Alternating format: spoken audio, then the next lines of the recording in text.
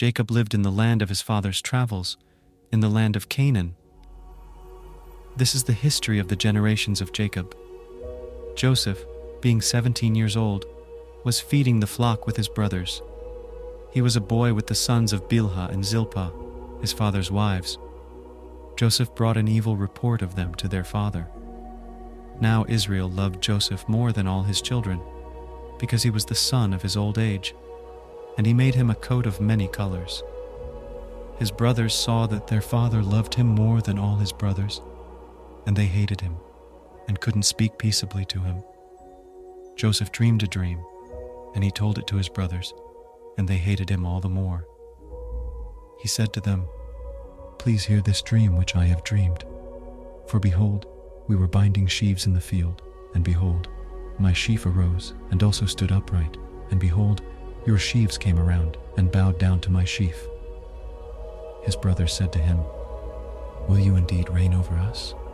Or will you indeed have dominion over us?" They hated him all the more for his dreams and for his words. He dreamed yet another dream and told it to his brothers, and said, "Behold, I have dreamed yet another dream, and behold, the sun and the moon and 11 stars bowed down to me." He told it to his father and to his brothers.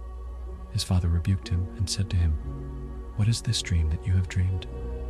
Will I and your mother and your brothers indeed come to bow ourselves down to you to the earth?" His brothers envied him, but his father kept this saying in mind. His brothers went to feed their father's flock in Shechem. Israel said to Joseph, "Aren't your brothers feeding the flock in Shechem? Come, and I will send you to them." He said to him, "Here I am." He said to him, "Go now, see whether it is well with your brothers and well with the flock, and bring me word again." So he sent him out of the valley of Hebron, and he came to Shechem. A certain man found him, and behold, he was wandering in the field. The man asked him, "What are you looking for?" He said, "I am looking for my brothers. Tell me, please, where they are feeding the flock." The man said, "They have left here, for I heard them say, 'Let us go to Dothan.'"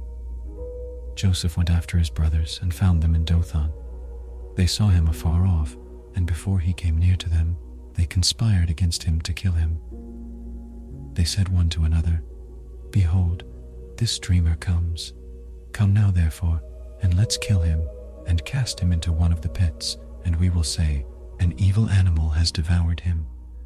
We will see what will become of his dreams." Reuben heard it, and delivered him out of their hand, and said, "Let's not take his life." Reuben said to them, "Shed no blood.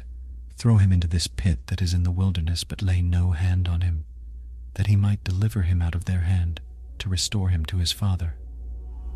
It happened, when Joseph came to his brothers, that they stripped Joseph of his coat, the coat of many colors that was on him, and they took him and threw him into the pit. The pit was empty. There was no water in it. They sat down to eat bread, and they lifted up their eyes and looked, and saw a caravan of Ishmaelites was coming from Gilead, with their camels bearing spices and balm and myrrh, going to carry it down to Egypt. Judah said to his brothers, "What profit is it if we kill our brother and conceal his blood? Come, and let's sell him to the Ishmaelites, and not let our hand be on him, for he is our brother, our flesh." His brothers listened to him. Midianites who were merchants passed by, and they drew and lifted up Joseph out of the pit, and sold Joseph to the Ishmaelites for 20 pieces of silver. They brought Joseph into Egypt. Reuben returned to the pit, and saw that Joseph wasn't in the pit, and he tore his clothes.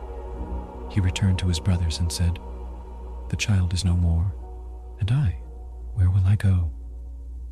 They took Joseph's coat and killed a male goat, and dipped the coat in the blood. They took the coat of many colors, and they brought it to their father and said, "We have found this. Examine it now, whether it is your son's coat or not." He recognized it and said, "It is my son's coat. An evil animal has devoured him. Joseph is without doubt torn in pieces." Jacob tore his clothes and put sackcloth on his waist, and mourned for his son many days. All his sons and all his daughters rose up to comfort him, but he refused to be comforted. He said, "For I will go down to Sheol to my son mourning." His father wept for him. The Midianites sold him into Egypt to Potiphar, an officer of Pharaoh's, the captain of the guard.